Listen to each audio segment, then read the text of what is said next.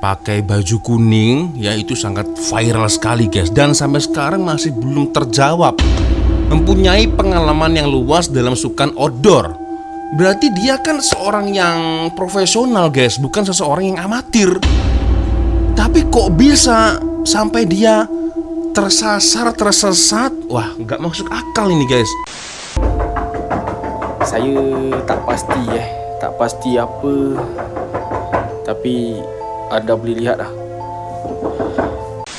Ketua Polis Negara telah mengeluarkan satu arahan yang jarang dibuat. Pemeriksaan dibuat rumah ke rumah di seluruh Lembah Kelang. Sedihnya, walaupun berbagai usaha telah dilakukan. Kayak mengamuk gitu, habis ngamuk saya juga grogi. Cepat mungkin saya meninggalkan juga, ya udah aku juga buru-buru. Ini juga sempat viral karena ada sangkut pautnya dengan rakyat Indonesia guys, ya. Nah, seperti kakak yang tadi nih. Tak tahu saya ada musuh ataupun tidak, sebab saya tak pernah buat masalah dengan orang. Yang buat saya terheran-heran guys, kok ada orang yang sejahat itu, sekejam itu menyerang seorang hero negara nih guys. Bayangkan ya, orang itu seorang player bola sepak. Terkadang dia masuk dalam skuad Harimau Malaya untuk mengharumkan nama bangsa, nama negara. Kok tega-teganya orang itu berbuat jahat seperti itu? Saya tak habis pikir lah guys.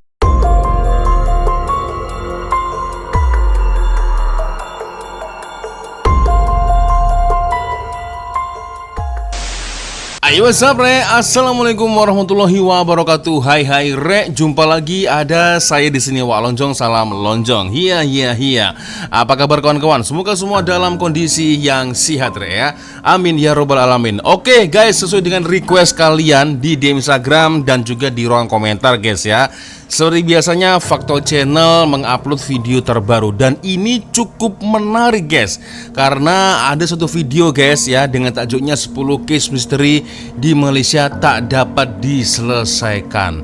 Berarti masih belum terjawab guys ya. Apa motifnya, siapa mungkin pelaku, tak pastilah geng ya. Intinya case ini belum selesai atau tak dapat diselesaikan. Oke geng, kita akan coba nonton geng bersama-sama seperti apa videonya. Tapi ya seperti biasanya hanya sedang mengingatkan untuk kawan-kawan yang mungkin belum sholat, jangan lupa sholat dulu. Dan seperti biasanya saya letakkan di Shopee yang ada di bawah video ini. Siapa tahu mungkin kalian berminat untuk shopping, boleh kalian check out sekarang juga guys ya. Satu video dari Fakto Channel, kita akan nonton geng seperti apa videonya. Dan memang sengaja saya buat agak lebar seperti tampilannya agar kawan-kawan melihat lebih jelas lagi guys ya. Oke, kita coba nonton geng. Dari kes terpaling dalam Malaysia yang apa ini? Saya sebagai manusia, Faisal Halim. berilah saya kembali dalam. Astagfirullah. Ya. Kalau tak boleh buat, letak jawatan. kepada banglo yang Ya Allah. tiba-tiba lenyap dari peta. Banglo lenyap. Loh. Sehinggalah kepada kemunculan naga di Kuala Lumpur. What? Benar, naga. Naga? Terdapat banyak kes misteri di Malaysia yang Acap. masih lagi gagal Acap tadi. dituntaskan, diselesaikan dan dibongkar. Acap juga salah satu case yang sampai sekarang belum terselesaikan guys. Acap itu ya. Aduh, kalian masih ingat tak beberapa tahun yang lalu kan? Pun dengan kecanggihan teknologi sekarang. Oleh kerana video kali ini banyak yang perlu Fakta pelopori, jom bersama Fakta kita menjawab satu soalan. Okey. Adakah kes yang bakal dibongkar ini lebih selamat jika ia terus dibiarkan tersembunyi sebagai persoalan ataupun tidak? 10 kes misteri di Malaysia tak dapat diselesaikan sehingga kini. Okey. Sebelum tu jangan lupa subscribe Fakta Subscribe. dan jangan lupa tekan loceng. Subscribe guys, 1 juta lebih dah. 10 Apa ini? kes acap. Case Acap geng, case Acap. Kalian masih ingat tak guys, beberapa tahun yang lalu ya, ada anak Malaysia hilang, tak tahu di mana ini.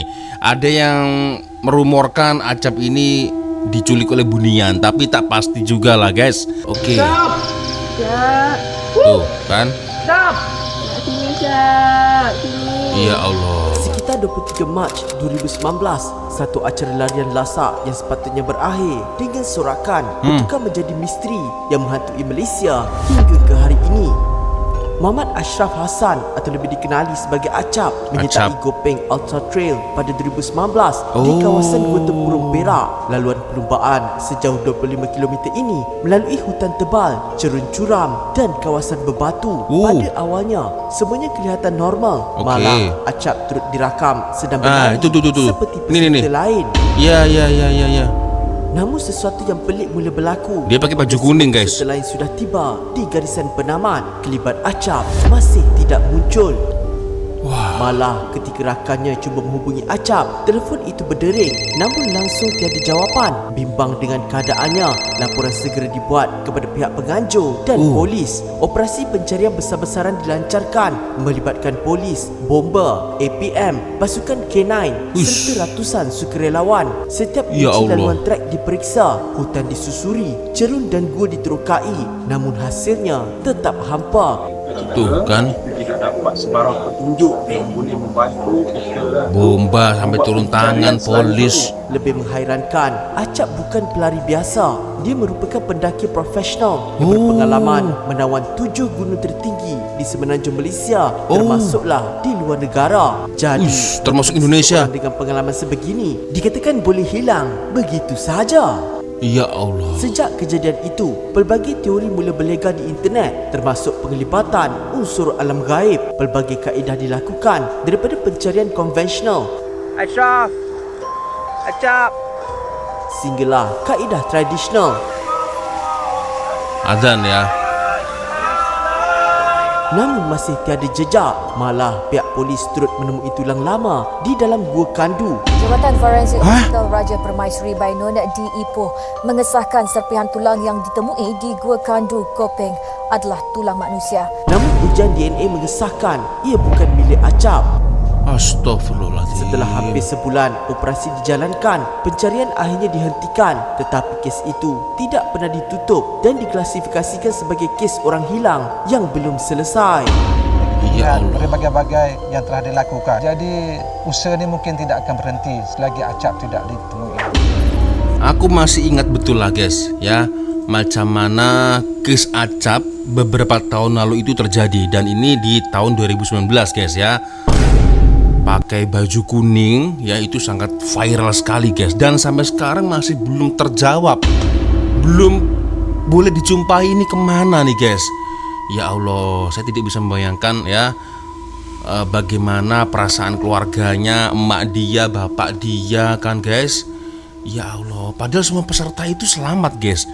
Ya kan, nah ini ada satu penembakan Acap ya. Jadi ada peserta lari guys ya, sempat merekam. Tertampaklah ini Acap sebelah belakang guys ya, ada di bagian belakang. Dan itu adalah rekaman kali terakhir ya Acap guys. Ya Allah, dan aku masih tak sangka guys, ternyata Acap ini adalah sosok seseorang yang profesional ya. Dalam artian dia ini pemanjat gunung, berusia 29 tahun, menetap di Muar Johor. Ini aku baru tahu nih ya, Muar Johor. Nah, mempunyai pengalaman yang luas dalam sukan outdoor. Berarti dia kan seorang yang profesional guys, bukan seseorang yang amatir. Tapi kok bisa sampai dia tersesat? Wah, nggak masuk akal ini guys. Ya, beliau pernah mendaki sehingga 7 gunung tertinggi di semenanjung Malaysia. Malah turut menawan gunung-gunung di luar negara termasuk Indonesia. Allahu Akbar. Dan sampai sekarang masih menjadi sebuah misteri kehilangan seorang anak Malaysia ya, yang bernama Acap. Allah Akbar, ya Allah. Oke guys. Kalau menurut kalian guys, sebabnya apa ini guys? Betulkah karena ada sangkut paut dengan alam bunian atau macam mana guys? Ya, itulah sampai berapa ratus orang ya, dari bomba, K9, polis, bahkan tadi sampai sempat saya terdengar suara adzan ya. Oh ya Allah, sampai sekarang tiada jejak nih guys. Oke, so geng, macam mana menurut korang? Boleh komen di kolom komentar guys ya. Oke, next video selanjutnya. Oke, 9. Ketukan pintu misteri. Sabak berenam. Rasanya dah banyak kali fakta cerita Kalau tak silap. pasal tajuk ikan. Ya. Gerak-gerak guys pintu dia guys.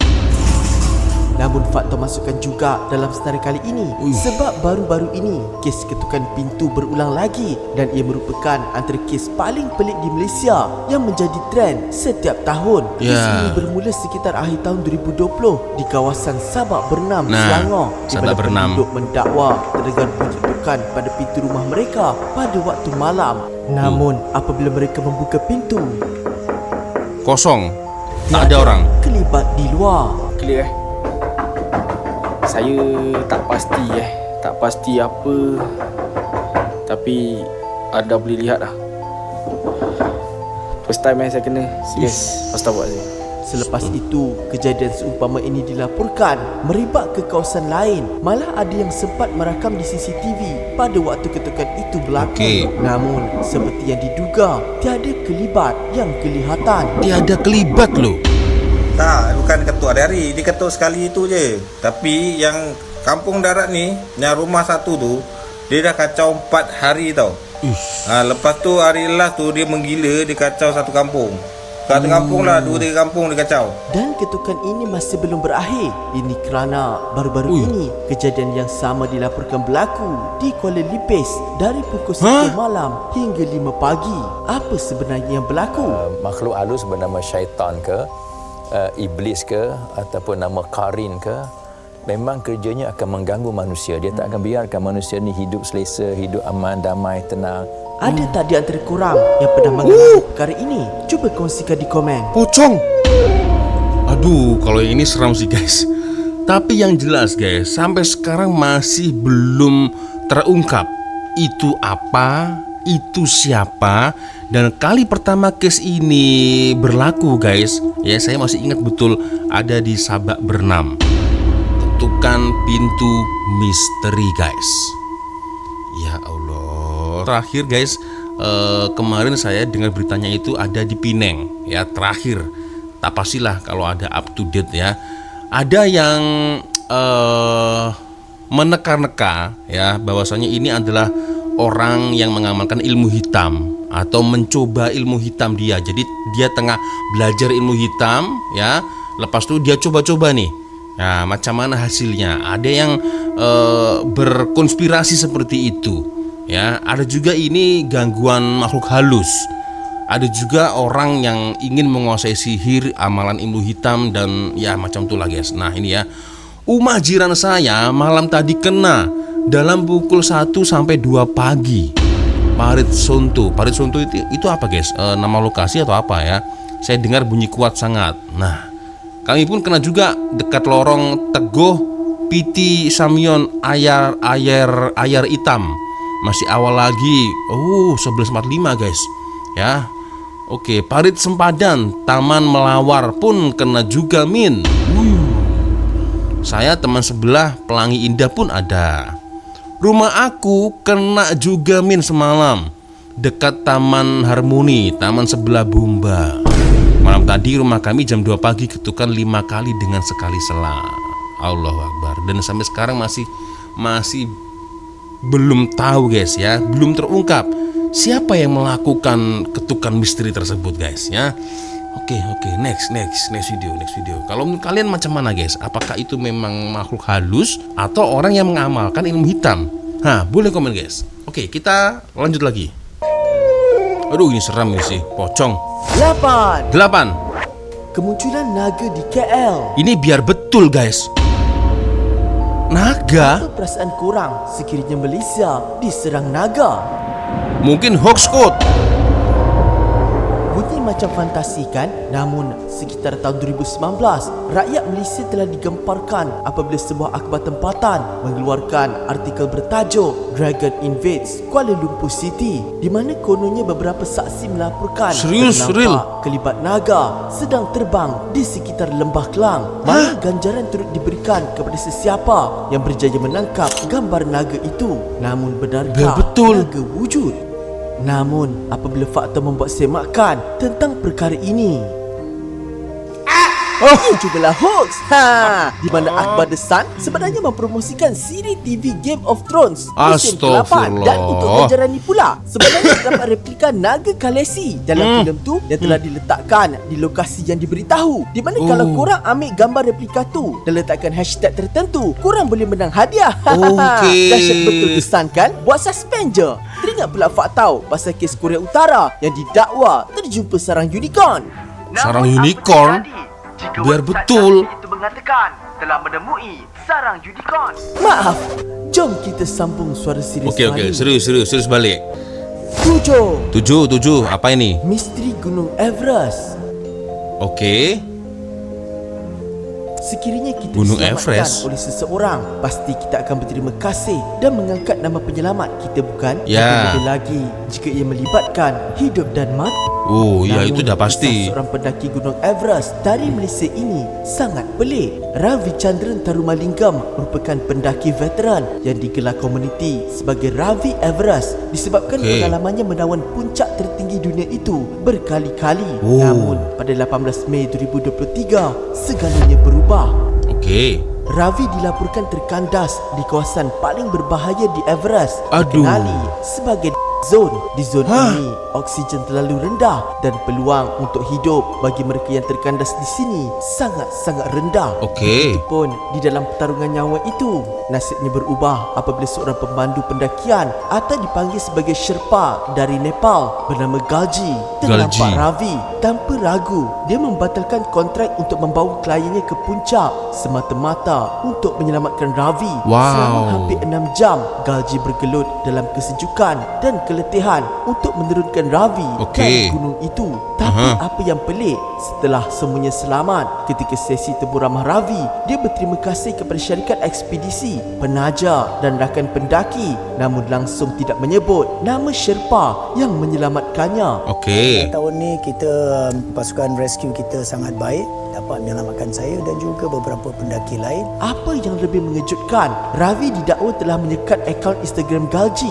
Pelik kan? Tindakan ini mencetuskan kemarahan komuniti pendaki seluruh dunia yang melihatnya sebagai satu penghinaan terhadap orang yang menyelamatkan nyawanya. Walaupun Ravi akhirnya berterima kasih kepada Sherpa tersebut, namun ramai yang tak puas hati kerana penghargaan itu hanya diberikan selepas dikritik. Apa pendapat korang? Adakah tindakan Ravi itu sesuatu yang misteri dan pelik? Iya juga guys, kira-kira kenapa boleh sampai macam tu guys ya? Ini agak pelik nih kalau macam ini guys. Kalau menurut dari sudut pandang kalian, macam mana nih guys? Ya, thank you, hope you are recovering well. Macam mana geng? Dari sudut pandang kalian lah, boleh komen ya, boleh komen. Oke, next kita lanjut lagi guys. 6. Kes Zalina Azman. Ketika Zalina Azman, pandemik, negara kita digemparkan dengan kehilangan seorang bekas pembaca berita yang cukup terkenal suatu ketika dahulu. Ya. Masih misteri kan? Pembaca berita TV3 Zalina Azman Sejak November tahun lepas. Zalina Shahra Azman, lebih dikenali sebagai Zalina Azman, merupakan bekas personaliti televisyen dan pembaca berita di TV3. Melaka, polis merampas 30 guni dalam serbuan di Kuala Linggi, Melaka awal pagi tadi. Malah dia turut terkenal sebagai hos rancangan Money Matters sekitar tahun 1993. Namun pada tahun 2021, anaknya membuat laporan polis pada 29 November selepas gagal menghubungi ibunya selama 5 hari. Malah 5 hari? pergi ke rumah Zalina, keadaan dalam rumah agak tidak tersusun kerana renovasi. Yang anehnya, barangan penting seperti beg duit, kad pengenalan, kad bank dan lesen memandu masih tersimpan di rumah. Mustahil seorang dewasa keluar tanpa membawa sebarang maklumat peribadi. Itulah. Berbagai usaha pencarian dilakukan, termasuk menyemak rakaman CCTV, tetapi tidak membuahkan hasil. Sepanjang pencarian, 2 wanita yang mirip Zalina ditemui, tetapi semakan cap jari mengesahkan yang itu bukan dirinya. Seorang wanita yang mirip bekas personaliti TV3 Zalina Azman yang dilaporkan hilang sejak November tahun lalu ditemui di Ibu Negara petang semalam. Namun selepas simakan identiti melalui cap jari, disahkan wanita itu bukan orang hilang yang dicari. Kes ini menjadi kecoh dan turut mendapat bantuan rakan-rakan medianya. Tetapi tiada siapa mengetahui di mana Zalina berada. Saya ingin sekali jumpa dia. Saya tak tahu di mana. So if you're listening, Zal, wherever you're at, can you just please come home? It's okay. Kini kehilangan Zalina didakwa sebagai salah satu kes misteri paling pelik yang membingungkan pihak polis. Walaupun kat mana you ada sekarang ni, please balik, okay? We miss you. Ya Allah. We haven't heard from you. Where are you? This voice note mendoakan yang baik-baik untuk Zal dan Azwan Ali yakin Zal masih hidden somewhere. Zalina Azman, guys, sebelumnya sorry to say guys ya, beliau ini kan dulunya kan pembawa berita ya, takutnya ini ada konspirasi di luar sana guys, ya kan, tak pastilah, entah itu mungkin kidnap atau bahkan yang seremnya itu sampai astagfirullahaladzim, aku tak boleh berandai-andai lah guys. Ini takutnya kan begitu, ya kan? Karena mungkin ada seseorang yang tersinggung atau macam mana, tapi tak pasti lah guys.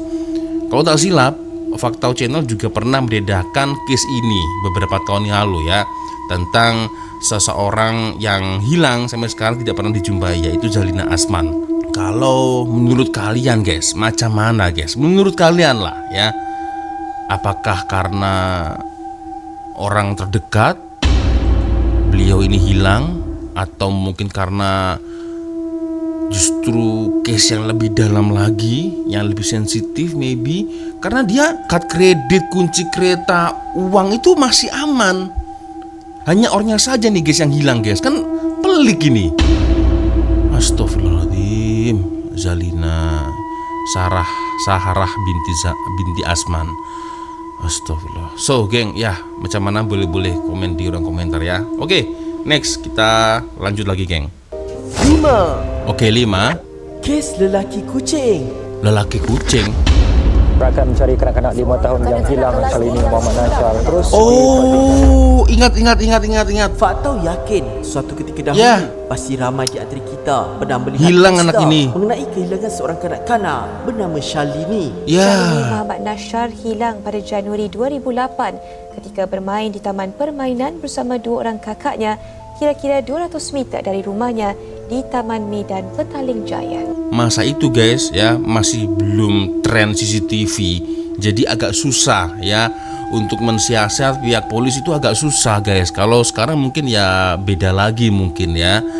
Ya Allah, kasihan guys ya, adik-adik dia bermain di taman ya, lepas itu dia tak balik-balik rumah guys. Secara otomatis orang tua dia pasti cari-cari kemana anakku, ternyata hilang guys. Ya Allah, astagfirullahaladzim. Shalini dipercayai telah diculik ketika sedang dalam perjalanan pulang bersama kakaknya Shalina dari sebuah taman permainan berhampiran rumahnya. Main, panas ni maksudnya macam nak balik lah. Waktu tu dia tak nak balik lagi. Saya itulah tinggallah dia sekejap depan sikit. Masa tu saya toleh dia ada lagi kat belakang. Dalam berapa second macam tu saya polis pusing, dia dah tak ada. Kes ini telah mendapat liputan seluruh negara sehingga kan beratus-ratus ribu poster ditampal di merata-rata tempat bagi membantu pihak polis mengesan Shalini. Malah kes ini juga turut mendapat perhatian Perdana Menteri yang merayu kepada pelaku agar Shalini segera dipulangkan. Dalam kes ini boleh dikatakan semua wartawan daripada pelbagai media kami bergabung berkongsi-kongsi maklumat sebab kami mahu kanak-kanak ini dibawa balik. Dan Ketua Polis turut mengarahkan setiap anggota untuk mencari besar-besaran dari rumah ke rumah bagi mengesan Shalini. Bahkan Ketua Polis Negara telah mengeluarkan satu arahan yang jarang dibuat. Pemeriksaan dibuat rumah ke rumah di seluruh seluruh Lembah Kelang. Sedihnya, walaupun pelbagai usaha telah dilakukan, termasuk bantuan daripada Thailand dan Singapura, semuanya hampa. Gerakan mencari kanak-kanak 5 tahun yang hilang Syarlini Muhammad Nasyar terus dipertingkatkan. Petunjuk polis, Syarlini masih di dalam negara. Apapun wang ganjaran bagi menjejaki Syarlini kini meningkat RM37,000. Satu-satunya petunjuk adalah Catman atau lelaki kucing, di mana terdapat dakwaan seorang lelaki mendekati Syarlini meminta bantuan mencari kucingnya beberapa hari sebelum dia hilang. Namun Syarlini masih tidak dijumpai sehingga kini. Persoalannya, di mana Syarlini kini? Ya betul guys, persoalannya di mana sekarang adik ini guys. Ya Allah, saya tidak bisa membayangkan bagaimana perasaan kakaknya ini gimana guys. Ya, adiknya udah hilang, dia pasti kena marah, ada rasa kecewa, sakit ya, trauma gara-gara adik saya hilang, ya kan. Ya Allah guys, dan sampai sekarang ini masih misteri guys. Bahkan tadi ada Perdana Menteri ya daripada Malaysia sampai merayu bahwasanya tolong balikan anaknya, kembalikan pulangkan ke rumahnya ya, adik Syarlini. Astagfirullahaladzim. Dan tak pernah terbayangkan pihak kepolisian sampai menggeledah seluruh rumah ya yang ada di kawasan sekitar tersebut guys. Oke.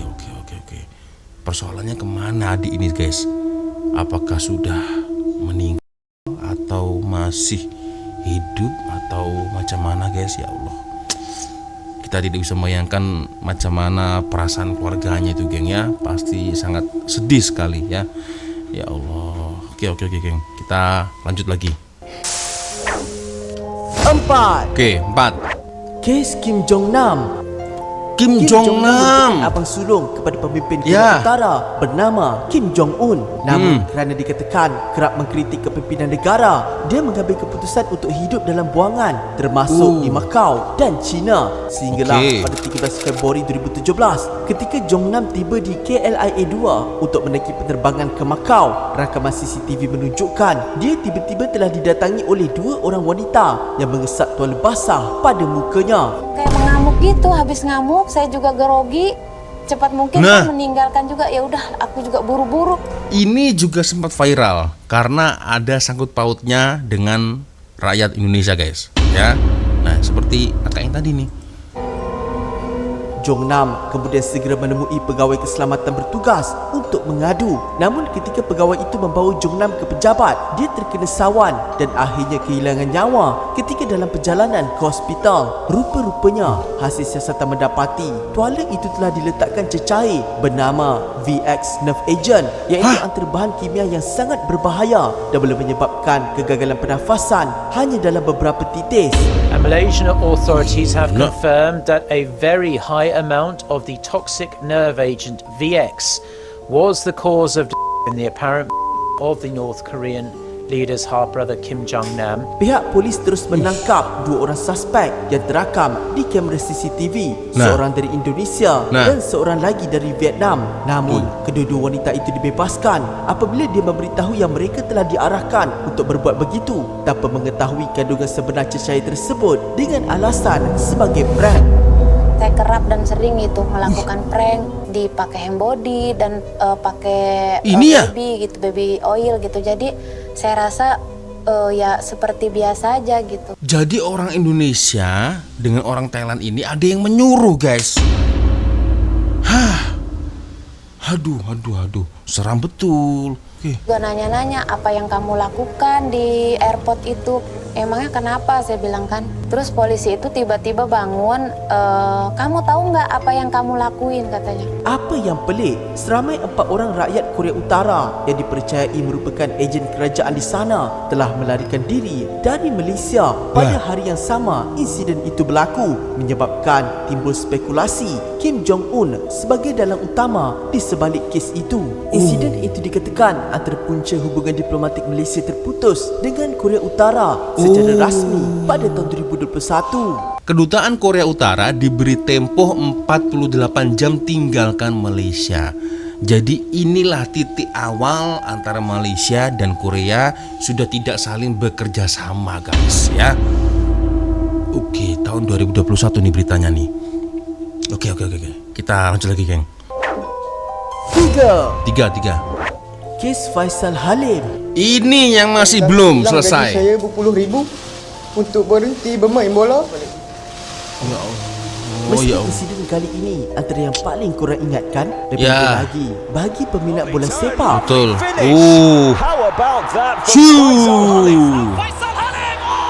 Ini gila sih.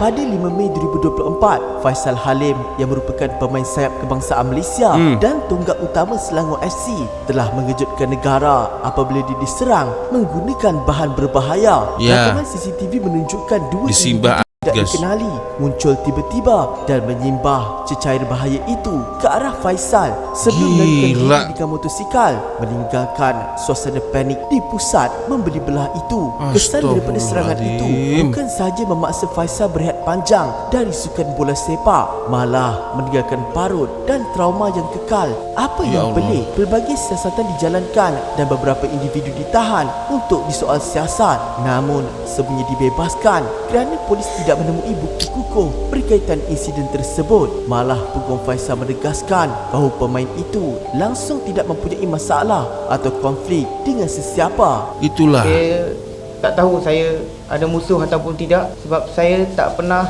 buat masalah dengan orang. Yang buat saya terheran-heran, guys, kok ada orang yang sejahat itu, sekejam itu menyerang seorang hero negara nih, guys.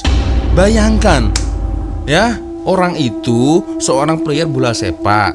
Terkadang dia masuk dalam skuad Harimau Malaya untuk mengharumkan nama bangsa, nama negara. Kok tega-teganya orang itu berbuat jahat seperti itu? Saya tak habis pikir lah, guys. Astagfirullahaladzim. Nasib baik nih Faisal Halim masih ada semangat ya, jiwa gigih terus berjuang ya, sampai dia bisa boleh balik lagi perform di Padang, guys. Ini bukan kaleng-kaleng, guys ya. Waktu yang sangat singkat untuk Faisal Halim untuk boleh recovery, untuk bisa balik lagi ke Padang, sampai boleh masuk ke skuad Harimau Malaya lagi, guys. Ini sesuatu yang luar biasa, bukan kaleng-kaleng sih, guys ya. Saya masih ingat betul ya macam mana kes itu berlaku ya. Awalnya player dari Akhir Rashid yang terkena. Nah, lalu lepas itu last ending Faisal Halim yang paling teruk, guys. Akhirnya saya kan jadi terkonspirasi. Ini kenapa semua player Harimau Malaya menjadi dalam serba keadaan terancam? Ada apa ini? Ya kan? Ya Allah ya Rabbi, Faisal Halim. Oke. Kita lanjut lagi, guys. Tidak, sebab saya tak pernah buat masalah dengan orang. Jadi, apa motif serangan ini? Siapakah dalangnya? Di media sosial timbul pelbagai teori dan konspirasi, daripada hooliganism atau penyokong tegar bola sepak yang tidak berpuas hati dengan prestasi Faisal, sehinggalah kepada individu tertentu yang dituduh sebagai mastermind serangan tersebut. Walau bagaimanapun, semua itu hanyalah teori dan polis langsung tidak mempunyai sebarang petunjuk, sehingga kes ini akhirnya kekal misteri dan diklasifikasikan sebagai NFA atau no further action. Saya rasa tidak mungkin, guys, hooligan atau fans yang tak berpuas hati dengan prestasi Faisal Halim omong kosong itu, guys. Saya rasa tidak mungkin ya, karena setahu saya performa Faisal Halim saat itu cukup bagus, guys. Kalaupun seandainya performa Faisal Halim tidak bagus sekalipun, gak mungkin sampai sejahat itu. Ini pasti ada maksud di sebalik ini, guys. Tidak mungkin hanya karena masalah sepele, prestasi atau mungkin kurang perform atau apa. Tak mungkin. Ini pasti ada sesuatu yang lebih besar lagi nih, guys ya. Ya Allah ya Robi. Oke, geng, kita lanjut lagi. Kasihan aku. 2. Kes Hasan Ayat. Kalau korang nak tahu, selain daripada kes Acap, terdapat satu lagi kes serupa pernah berlaku 10 tahun sebelumnya. Kes ini melibatkan seorang lelaki bernama Hasan Ayat pada tahun 2009 ini yang menyertai sebuah ekspedisi mendaki Gunung Yong Yap di sempadan Perak dan Kelantan bersama kira-kira 13 orang rakannya. Namun ketika dalam perjalanan turun dari gunung, Hasan tiba-tiba hilang.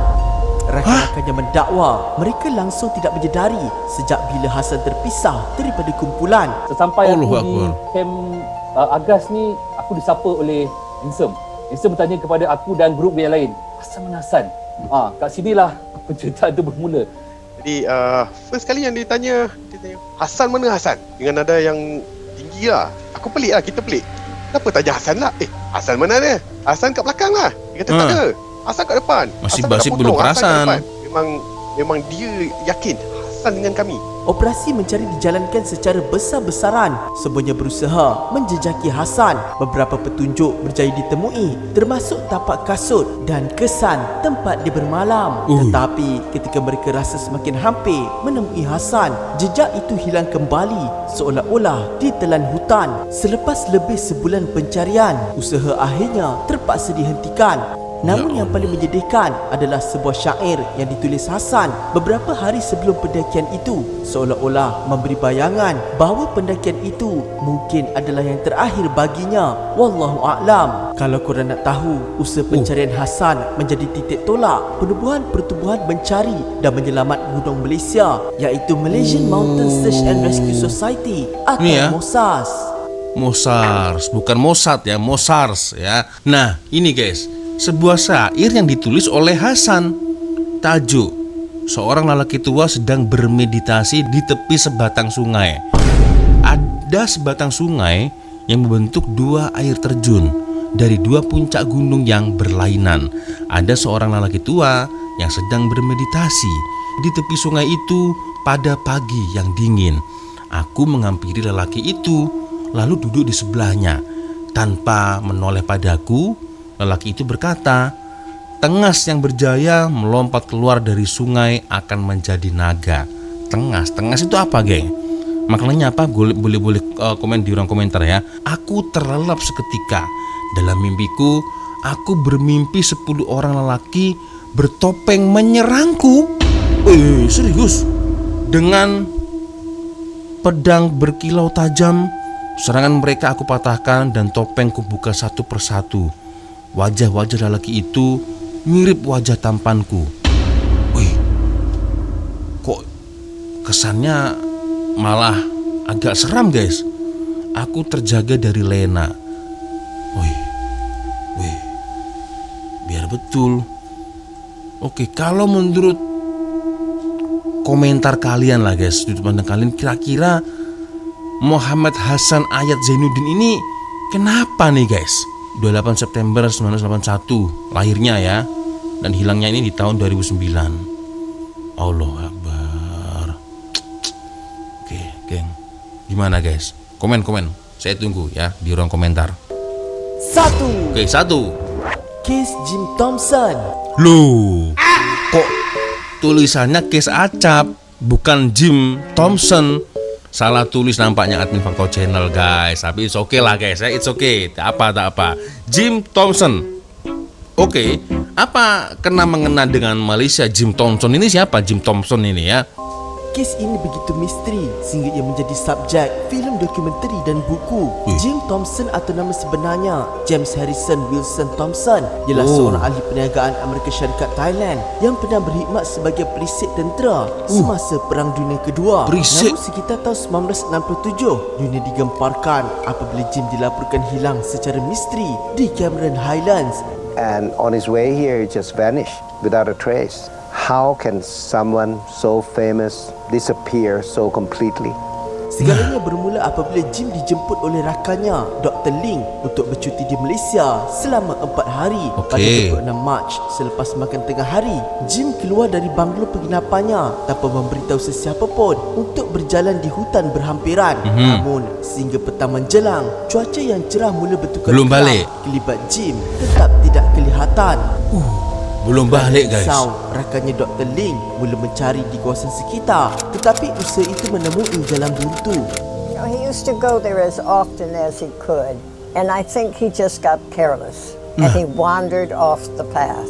Dr. Ling mula membuat laporan polis. Selepas mengetahui berita itu, operasi mencari dijalankan secara besar-besaran dengan lebih 300 anggota termasuk polis, askar tentera British, penjejak orang asli dan penduduk setempat. Malah helikopter dari Bangkok turut diterbangkan untuk mencari dari udara, menjadikannya salah satu pencarian darat terbesar di Asia Tenggara. Pelbagai teori muncul, dari dipaham binatang buas tersesat, jatuh ke gaung, termasuklah diculik.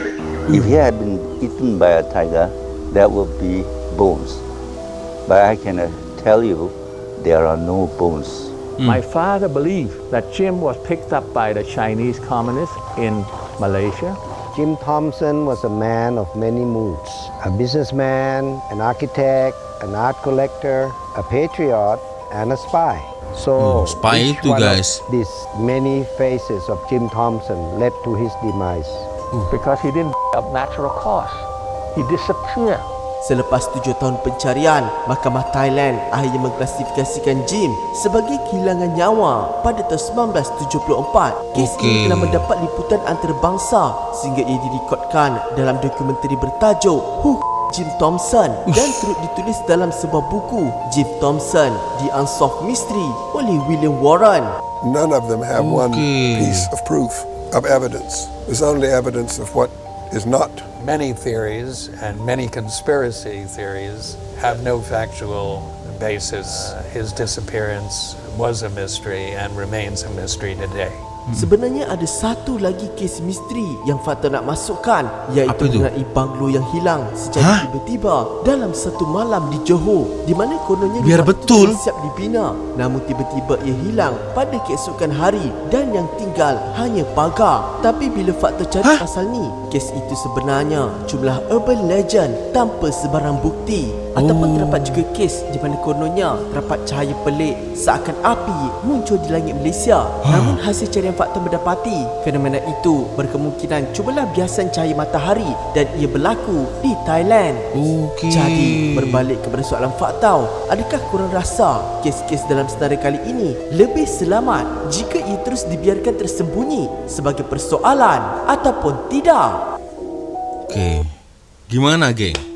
Kalau menurut kalian case nomor 1 Jim Thompson ya patutlah guys kalau kita dengarkan dari admin Fakta Channel, dia track recordnya seorang perisik ya, mata-mata, spy, agent, ya sangat wajar kalau hilangnya seperti itu guys ya.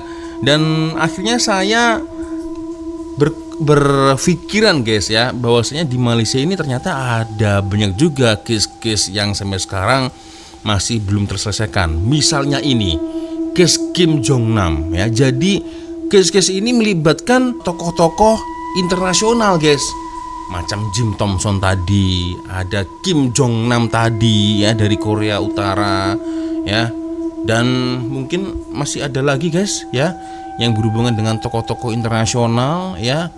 Itulah. So geng ya, macam mana boleh komen di ruang komentar lah guys ya. Dari 10 case ini ya, yang mana nih guys yang mungkin tidak boleh kalian lupakan. Nah boleh komen di ruang komentar guys ya. Itulah, ya Allah, ini 10 case yang bukan biasa-biasa nih guys ya.